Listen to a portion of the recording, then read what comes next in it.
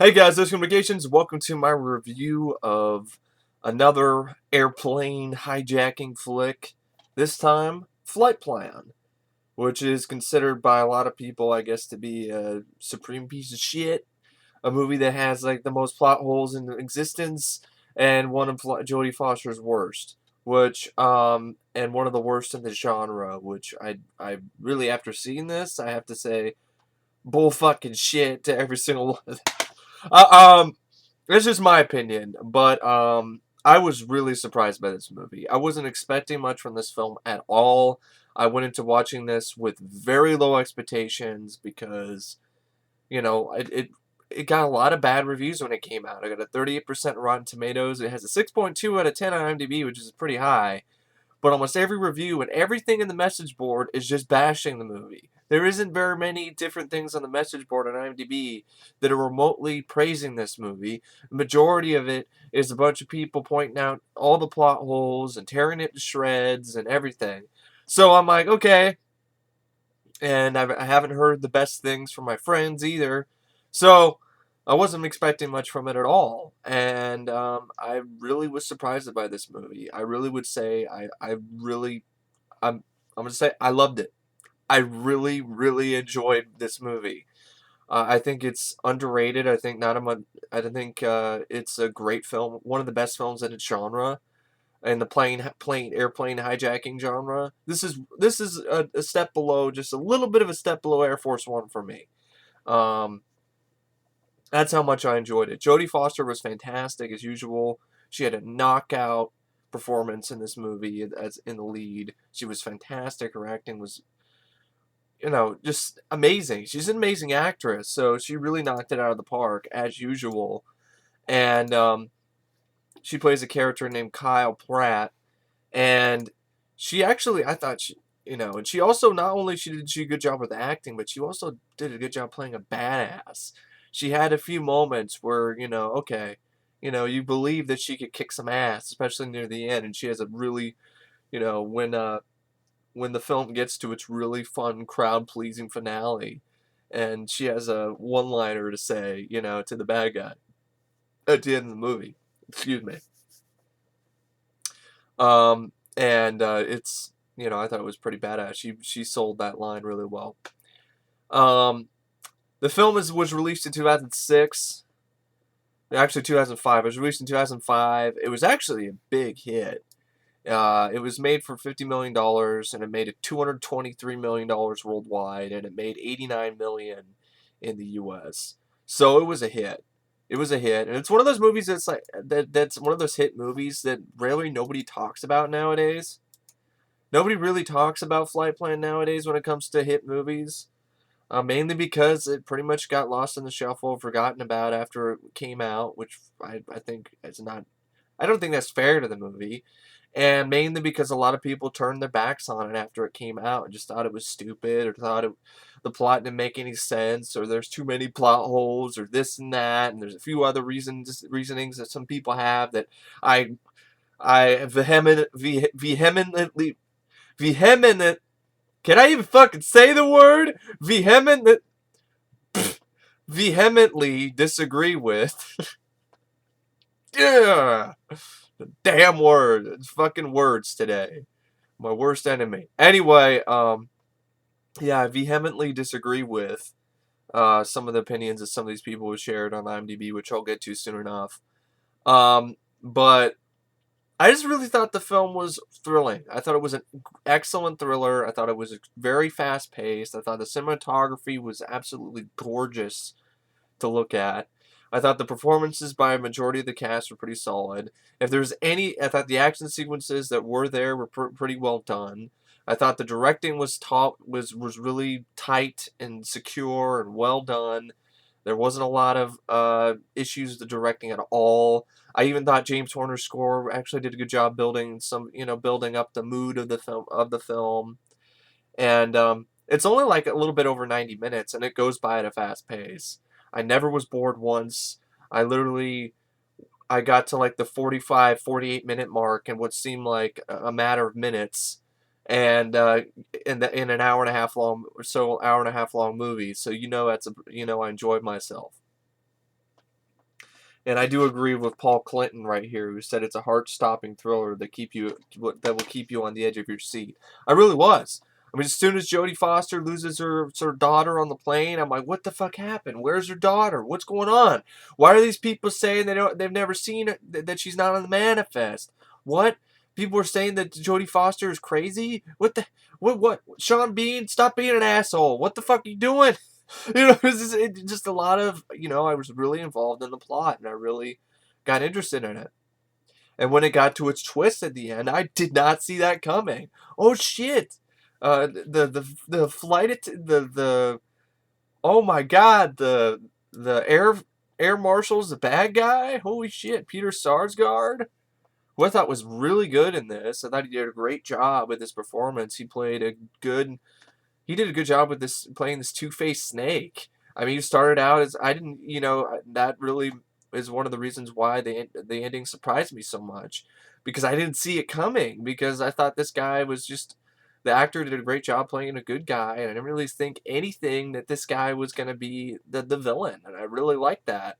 And there's people who bitch about that. There's people who, one of the reasons why they don't like the movie is because they bitch about the ending and say that, oh, it became a terrorist movie at the end and the air marshal's the bad guy. Oh, come on now. What? It doesn't make any sense. And I'm like, yeah? What would you rather had it been? Jodie Foster as the villain? Seriously, there are some people who actually would have rather have seen that. Or some sort of iteration of that, because somebody on the IMDb message board said this, which made me want to slap the person in the face. Seriously, they said this. They said, "Oh, I really liked the movie, for the first 50 minutes or so, but after they revealed that Jodie Foster's psychosis." Her character Kyle's psychosis wasn't really true. I really thought the movie sort of sucked, and it was generic, and it was bland, and it was forgettable. I really thought that they should have made the movie, it should have been a psychological drama about this woman who lost her husband, and now she's imagining that her daughter is with her on the plane. And I really want to see a depressing, sad sack of a movie, because I'm a depressing, sad sack myself, and I want people to feel just as depressed as I am. Are you fucking kidding me? Somebody actually wrote that shit. They said that they didn't like the movie because it did not go that route. It did not go that route. It did not go the depressing, nihilistic as fuck route that this person, this fucking disturbed, mentally disturbed, depressed individual who needs to get themselves some fucking Zoloft ASAP. That's what they wanted to see. I would have hated this movie if it went that route. If it decided that, oh, her daughter isn't real, her daughter died along with her husband, and it's just all in her head. I would have fucking hated that. I would have like, this is fucking pointless. I would have been like, this is fucking terrible. This movie sucks ass. It's pointless. It's like Cemetery Man shit. Nothing fucking matters because it all took place in a fucking snow globe. That's fucking stupid. So I would have been pissed off. So now I'm just redirecting my anger towards the person who said they wanted to see that movie. What goes on in their head that makes them want to see that movie? I mean, seriously, what kind of disturbed individual wants to see a movie about a woman who just recently, the movie opens up with a funeral of her husband who died, and she's taking his coffin with her on a plane to I think it's San Francisco, or it's Los Angeles or something. So she's taking her dead husband in a coffin on a plane from Germany to Long Island New York for his funeral. And you wanted to see a movie where this woman, who the whole plot line is that her lost her daughter on the plane, that it's all in her head, and that you want the movie to be a psychological drama, or where it just focuses on this woman and this poor woman in a really tough time in her life, where she just lost her husband, and now you want it to be where it's not only did she lose her husband, she lost her daughter too, and she's just creating things, she's just being a crazy woman, and you want to see that fucking movie? That's what I don't get it. I don't get it. I don't want to get it. Like I said, get some fucking Zoloft or some shit, or go to a psychiatrist because you got some issues. If you think that if that's the movie you want to see. So anyway, sorry about going off on off the rails there, but that's I could not believe I had to share that with you because I could not fucking believe that somebody would want to see that movie. But there are people out there that want to see that movie, and also the plot holes. Some people on IMDb were listing like 20-something plot holes and saying that, oh, you can find a plot hole every second in this movie. This just doesn't make any sense. And this isn't realistic. And that's why it sucks. That's why it's one of the worst movies I've ever seen. Because it's all these plot holes. It's not realistic. And you know what I want to say to those people? Come here. Come here. I got something to tell. I got something to say to you. It's a fucking movie! I'm sorry. I really... That also pushes my buttons, is the people who just completely destroy a movie and say it's the worst thing ever because it's not realistic. I'm fucking sick and tired of that shit. It's a fucking movie. Get over it. It's a movie. It's not a documentary. If it's a documentary about fucking flight attendants, then I could see the problem here. But it's not. It's not. It's a movie. It's a movie. It's a popcorn thriller.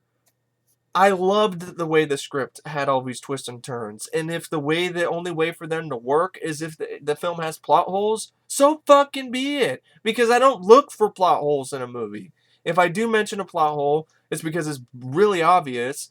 Or if I do mention something that is unrealistic, it's blatantly obvious. Like in Turbulence, where a plane turns upside down by itself in the middle of a storm and then turns and then it turns upside down, then it turns right side up without anybody flying the fucking thing. That's unrealistic. That's the point where it's fucking fantasy. Here, nothing in this movie was that preposterous to me. I didn't even once think of a single plot, all the 20 or so, 30 fucking plot holes in this movie. I didn't even think of a single one while watching this movie because I was entertained by the film. That's the main reason. I don't give a shit if it's realistic or not. At the end of the day, all that matters to me, I'm a simple guy, not a simple-minded guy. I mean, I consider myself to be a fairly intelligent person, uh, um, but I know a lot of people on here seem to feel differently. Just because I don't like certain movies, I'm a dumbass, which that's their fucking problem. But anyway, I really, when I see a movie, like I said, call it simple, call it whatever you want. But the main goal I want out of a film is to be entertained. And for a thriller, I want to be thrilled. And I was thrilled. I was on the edge of my seat throughout watching this movie. And with a thriller, I want a plot that's interesting and has a decent amounts of twists and turns that keeps me interested and keeps me involved throughout the whole movie. Flightplan had that. Good acting. Flightplan had that. A good atmosphere. Flightplan had that. A plot, like I said, an interesting plot. Flightplan had that. So I think as a thriller, I thought it was an excellent thriller. As a airplane disaster movie, an airplane hijacking flick, I thought it was an excellent airplane hijacking flick because it actually had a different take on it. It really surprised me with the way that it had its twists and turns. The moment where it might sort of feel like, where Jodie Foster actually hijacks the plane herself just to try to get an extra moment to go look for her daughter. I thought that was really inventive. There's a lot of fun, inventive stuff in this movie, I thought, in terms of the plot line. If there's anything that's weak, I think some of the screenwriting, with some of the way that the flight attendants act. They act like cold, emotionless robots. And you have the whole stuff where some bad lines of dialogue, where you have one of the people who's flying on the plane, as soon as they're talking about when Jodie Foster's looking for her daughter, this asshole guy says, well, it's not like she lost her Palm Pilot or anything. Are you fucking kidding me? Like, that was the moment where I was kind of like calling bullshit on the movie. I was like, who the fuck acts like that? Who the fuck is that bit much of an asshole? If somebody has lost their daughter on the plane, the mother's lost their daughter on the plane, and there's somebody who is there really somebody in this world that is that much of an asshole? Probably, but it doesn't mean that I need to see that in a movie. But seriously, it's not like she lost a Palm Pilot or anything. I mean, come on now. I twirl my mustache because I'm an evil man. But come on. So, or the whole thing where the flight attendants, when they should be looking in avionics to look for her daughter, they're like thinking about getting it on instead. Like, oh, how about we get it on instead? Let's I got something for you. It's like, what is this? Is this a slasher movie now? But there were some moments like that where it kind of took me out of the movie. But other than that, I mean, I was really enthralled and really captivated by the film. And I didn't once think about, oh my god, it's not realistic. This wouldn't happen in real life. For people who do that, who sit down and before these people must actually have a goal in mind, a predetermined goal in mind to ruin a fucking movie before they even sit down and watch it, because their whole importance is on realism. Oh, realism is the utmost importance for film. And I'm like, isn't it why I go see movies, to see something I wouldn't see in real life? Am I right here? Because, if this is realistic, if this is a realistic movie, it'd probably be pretty fucking boring. Because for the most part, I've noticed some movies that try to be realistic in terms of the action genre, like The Dark Knight Rises, in my opinion, happen to be fucking boring. And it's about as much fun to watch as watching paint dry. But, that's my opinion. And people are definitely entitled to feel differently. It's just, when you have that whole sort of thing with a realistic aspect in a movie that is not really meant, it's just not all movies are meant to be realistic.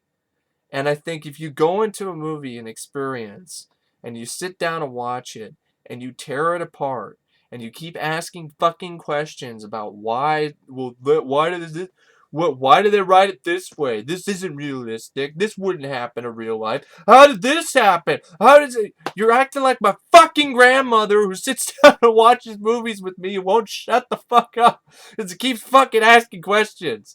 I love my grandmother, but damn it. It just is not a good experience. If you have anybody, I don't know anybody else out there who has any relatives or anybody or friends who do that, but it fucking sucks when you're watching a movie and your experience sucks because the person next to you can't seem to just sit down and watch the movie. They have to continuously ask questions. Why did this happen? Why is this possible? How did this work? How did this happen? I don't know. I don't really fucking care. I'm trying to enjoy the movie and you're in my ear fucking asking questions. Keep it to yourself. Figure it out later. I don't give a shit. I'm trying to watch the movie. So anyway, but going back to the whole sort of thing about when you have the whole idea, you go down and sit and watch a movie and you're just looking for realism and you're looking for any moment in the film where it's not realistic. If you're one of those people who sits down and watches a movie and one of your main goals is for it to be realistic, I got a newsflash for you. You must hate a lot of fucking movies then, because there is about a metric ton, if not 2 metric tons, or a billion metric tons, or a cajillion metric tons of movies out there that don't fit that category.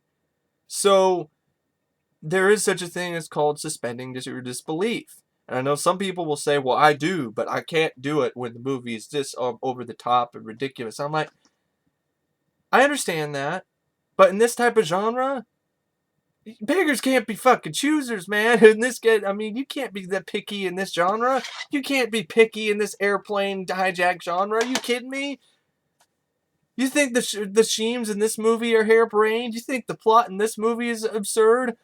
You haven't seen anything yet. Check out Turbulence sequels. And Turbulence 3 had a fucking heavy metal band who had a concert on the plane, and some guy who's a devil worshiper ends up who, just impersonating the lead singer and wants to crash the plane into the evilest, most evil town in the United States, somewhere in fucking, what is it, like Nebraska or some shit. See what I'm talking about? Okay, that's ridiculous. This movie taking some liberties with plot lines and some plot holes here and there, and heading it kind of, forcing you to suspend your disbelief a little more than you might be comfortable with, is nothing compared to the ridiculous plots that all these other airplane, hijack movies have had. Have you seen the airplane sequels? Come on, man. Seriously. But anyway, but that's just me. That's just who I am. I can't sit down and watch a movie and just bitch and whine and moan about how unrealistic it is. It's a waste of it's a waste of fucking time, in my opinion, because it's a fucking movie. Like I said, it's a fucking movie. It's not a documentary. And as long as I'm entertained, I don't care if it has a 50 million plot holes or is unrealistic or anything like that. A lot of my favorite action movies aren't realistic. A lot of the over-the-top 80s, 90s action movies, they're not in the slightest bit realistic. But you know what they are? They are entertaining. They're exciting. They're fun to watch. And I thought Flightplan was one of those movies. It was entertaining, it was exciting, it was fun to watch. Realistic? No. But I wasn't asking for that. And I don't ask for that. I don't sit down and watch a movie, and if it isn't 100% close to real life, I'm going to be pissed and bitch and whine and piss and moan. I'm not that type of person. So if you're that type of person, feel free. And like I said, feel free, you must hate tons of other movies, because movies, for the most part, a lot of movies you're going to find, I don't think you can find a single movie, unless it's a documentary, that doesn't have at least one or two of those unrealistic moments. And I think all of this fucking criticism with unrealism in movies started with Indiana Jones and the Kingdom of the Crystal Skull, which is a movie, yes, I like. I don't find it that bad. I think the backlash it gets is way too harsh. And from the birth of that, from the whole nuke the fridge scene, came some stupid useless website called Nuke the Fridge, where all these fucking pretentious, cinema snobs could sit down and type on their computers and point out every little flaw in every movie and every moment in every movie that is unrealistic, which I think is a complete fucking waste of time. And I think that just is not fair to a film. That's just tearing a movie down. And it just out of what? Out of what reason? What for? Just for shits and giggles? Just to prove yourself right? That, yes, see, this movie isn't realistic. Okay. So fucking what? It's not realistic. Like I said, it's a movie. It's not a documentary. So I don't give a fuck if it's realistic or not. All I really care is if it's entertaining, and if it's, it's got the right tone, if it's got some good acting, it's got a good, pace to it, it's not slow, it's not boring, it's not pretentious, it's not, you know, bad. That's pretty much all I care about, at the in the simplest terms. When I watch a movie, I want to be entertained. And other people, are entertained in other ways. Other people like to be entertained, by their intellect. Other people like to be entertained by their adrenaline glands. Other people like to be entertained by, some other, parts of their body. But, that's everybody's, personal feelings, and they're all unique. And I think, trying to look for realism in every movie that you sit down and watch, and criticizing the movie and saying it's bad because it's not realistic, I think is stupid. I think it's stupid. It's a stupid move. It doesn't make any sense to me. Feel free to do that, but I don't think it's fair to the film, because the film wasn't from its inception trying to be the most realistic thing imaginable. Movies want to entertain you, want to entertain the audience. And if they have to do something that's not realistic to do so, more power to them, because it's a movie. It's a unique form of entertainment. It's something that you don't see every day. And if it was realistic, it would just be like watching the news. And I don't want to watch the news. So there you go. But anyway, I just had to give my touches, on that. There was a decent amount of different sort of rants in this video, but it's on other aspects. I'm trying to come to this film's defense because it seems like a lot of people hate this movie because it's not realistic, and I'm like, it's not. It just doesn't have to be. There's no reason it has to be realistic. At the end of the day, there's no reason that any movie has to be realistic. There's none. They don't have to please you. And they don't have to please me either. They don't have to please everybody. Movies are a lot like paintings or art, for instance. Certain movies, attract certain audiences, and certain people like those certain movies.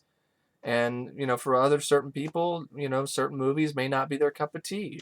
And Flightplan may not be other people's cup of tea. But I think criticizing it because it's not realistic, I don't think that's a valid criticism. I think if you're criticizing it because you found it boring, you found it slow, you found it tedious, you didn't like the plot, you thought the acting wasn't very good, that's fine. I think those are all valid criticisms. But criticizing and saying the movie sucks because it's not realistic, I don't think is a good enough reason to hate a movie.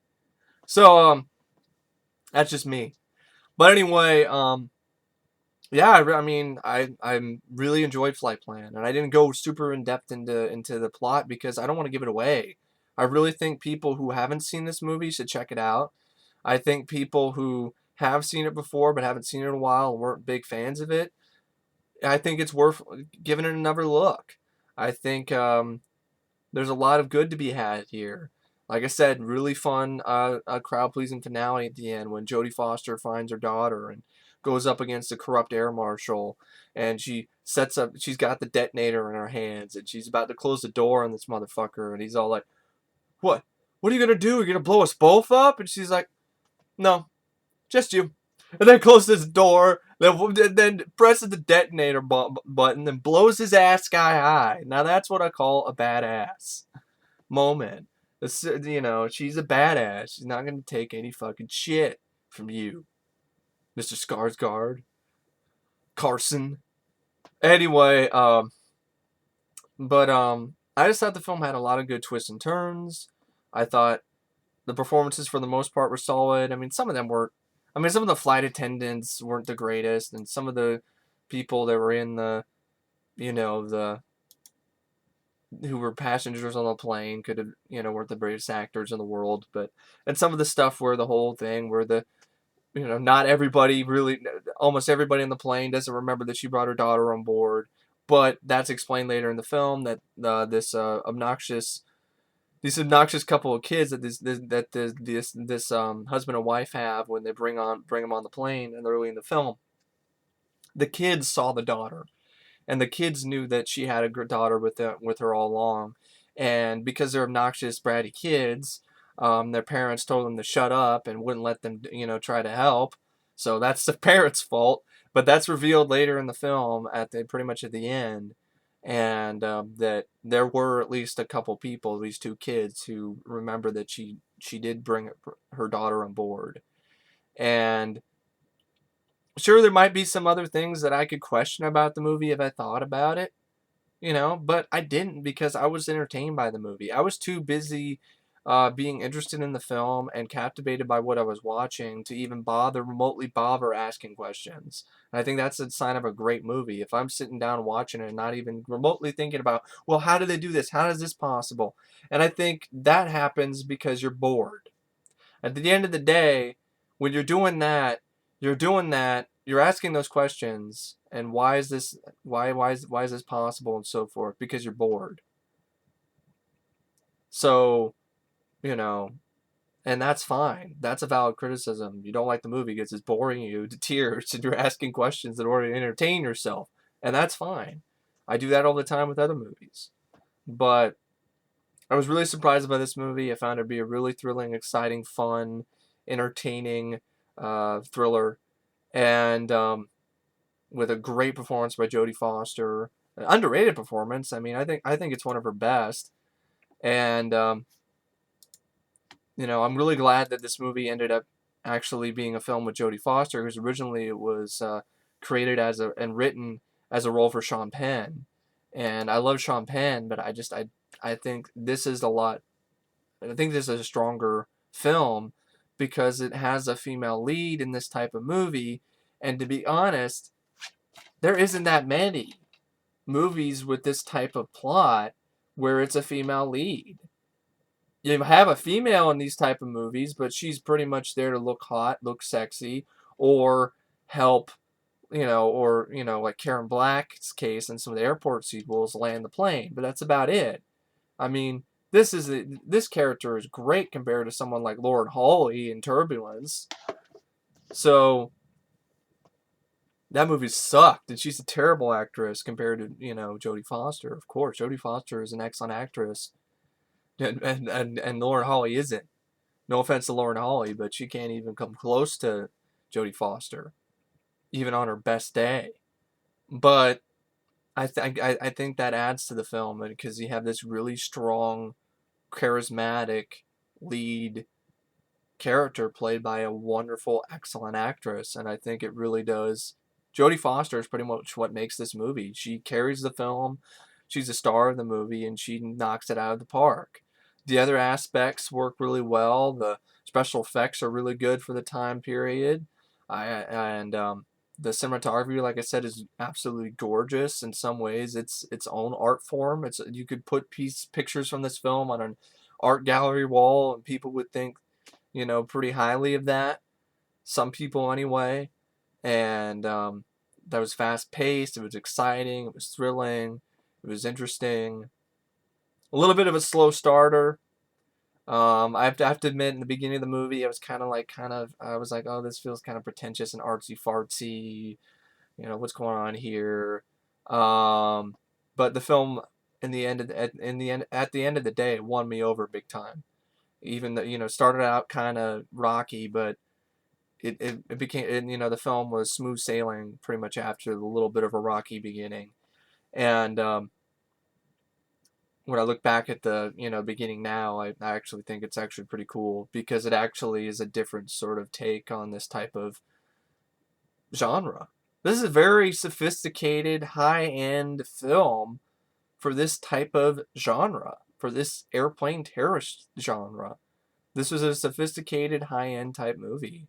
And I think people were upset at the end when it became just an generic terrorist thriller.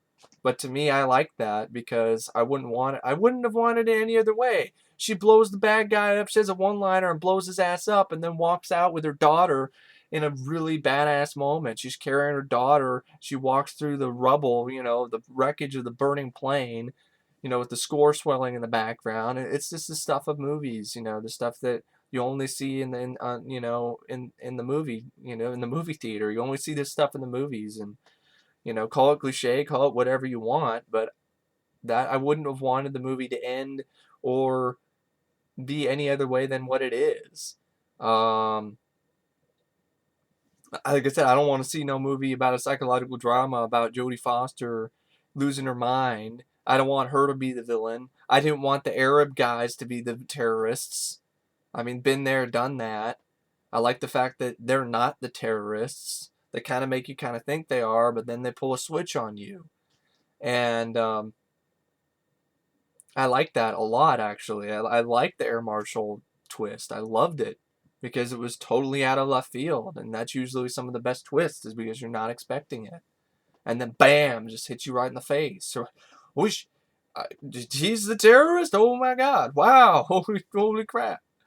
But anyway, yeah, the plot, you could say, oh, he just wants money, or, yeah, why not? But he has no motivation. Well, it's a better motivation than a 9/11 victim deciding to take over a plane and crash it in order to make security better like a Nonstop, I would say I definitely like Flightplan more than Nonstop, and I think I said I like Nonstop more than Flightplan in that review, but I hadn't seen Flightplan in years, so I watched it again now, and I was really impressed with it. So I will definitely say I prefer Flightplan more than Nonstop. Nonstop has its moments, but I think this movie's more thrilling. I think it's more exciting. I think the plot is more interesting, and I think though as absurd as some of the the twist might be, makes a hell of a lot more sense to me than a 9/11 victim, a man who lost his father in the 9/11 attacks and decides that he's gonna create another terrorist attack and to I don't know, make security better, to make it to clear his father's name or some not really clear his father's name, but to make his daddy proud. Your dad's not proud of you for blowing up another plane, you dumbass. Anyway, that's a whole nother story. But anyway, I really don't know what to say about Flight Plan. I've said a lot. I've pretty much explained why I really enjoy the movie. But I think it's a really solid flick. And Roger Ebert actually liked it too. Roger Ebert thought it was a pretty solid flick as well. So I'm not alone on that. But yeah, I really enjoyed it. Yeah, he said it delivers a frightening thriller with an airtight plot. I really did like the plot. I liked the way it had its twists and turns, and I really, really enjoyed the movie. I really liked it. So I really don't know what to say about Flight Plan. I was rated out of 5 stars. I'm gonna give 4.5. Like I said, really, really high quality film. But for me, just a few sort of moments, like those moments I was talking about, where I'm like, oh come on now, do people really act like that? And I know I'm talking about that's a little bit of the realism thing that I was ranting about, but that's one that's just bad writing. That's not realism. That's just bad writing.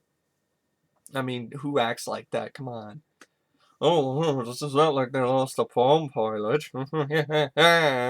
Snidely Whiplash and seat row B over there.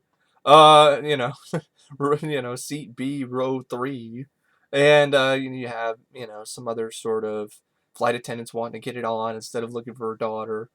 Um, but other than that, other than that, and a little bit of the slow beginning, I think the beginning could have been a little bit less artsy and could have been just a little bit more straightforward. And but at the end of the day, even the ending, even the beginning doesn't really bug me that much. The ending, I think, could have clarified a little bit better more on what the fate of Jodie Foster was and her kid.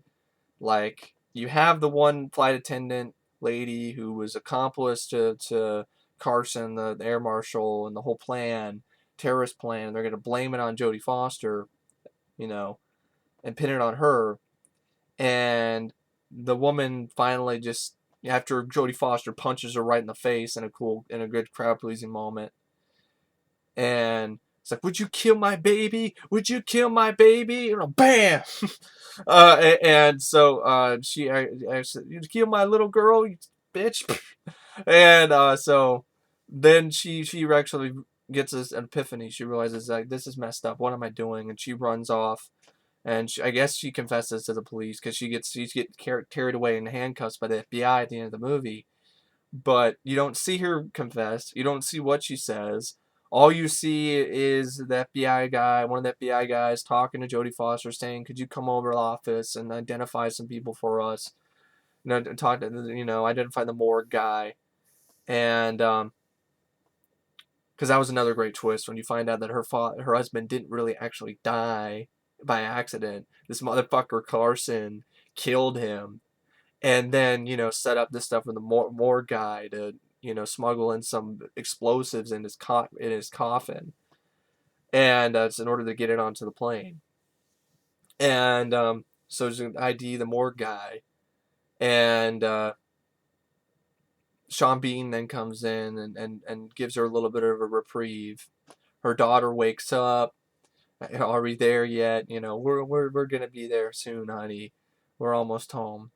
And then Jodie Foster and her daughter, they get into an SUV, and then it drives away, and it's like being driven by some FBI guys. So I'm like, what is she innocent? Did she get off? Is she relieved of her you know, terroristic actions on this plane. She blew up the plane. She tampered with it. She broke a million fucking airline laws, but for a reason, to get her daughter back. And is she scot-free, or is she going to jail? I mean, that's the ending is a little bit too ambiguous. And at the end of the day, I kind of don't like that ending, so I'm going to knock it down from 4.5 to 4. But I still really enjoyed the movie. But the ending, when I think long and hard about it, I don't know what actually happens. And that's a problem. I don't know if she's innocent. I don't know if her name is cleared. I don't know if she's going back to Long Island with her daughter, you know, to go to her, you know, husband's funeral and bury him. Or is heading off to jail and the daughter's gonna be taken up for adoption or some shit? I don't know what's going on with that ending. I think that's some poor screenwriting right there. I will admit that. And I think they should have done a little bit of a better job with the ending and make the whole film, you know, tie up in a prettier bow, so to speak, because this is pretty misshapen and mangled and ugly. Because you're like, what was she innocent or not? I don't know. The movie doesn't tell me. So I can just make it, like, all I can do is assume that she's not going to jail. And that's not a good thing. But anyway, other than that, I thought everything else worked really well. I thought the pacing was good. I thought the twists were good. I thought the plot was interesting and enthralling. I thought the performances were great, especially by Jodie Foster. Sean Bean was tolerable, but he wasn't asked to do much. Although he did kind of appear like an absolute stuck-up asshole. But that's the way he always is. So, you know, he's great at playing assholes, so he does a good job with that as usual. I thought, you know, Sarsgaard, I think, did an excellent job as a villain.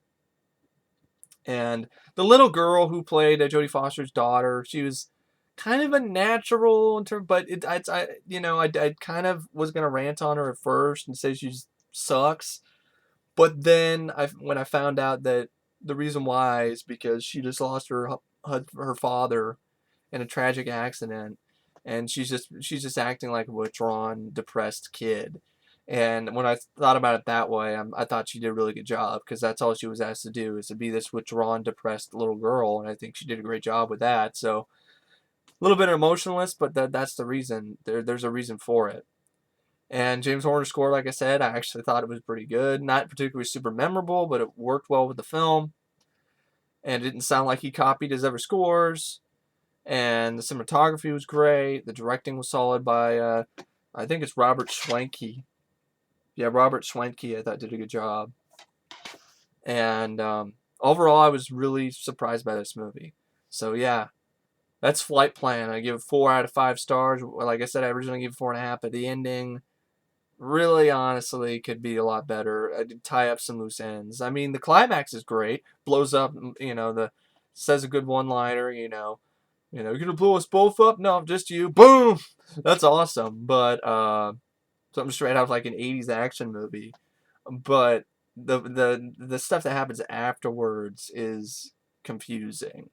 And that's never a good thing. But anyway, I really don't know what to say about Flightplan, except thanks for watching. I talked about like 40-something minutes. I wasn't planning it to be this long a review. But a lot of that was ranting on stuff that, you know, wasn't exactly about the movie. But anyway, thanks for watching, and I hope you guys enjoyed watching the video, and stay tuned for more. And I'll see you guys later. See ya.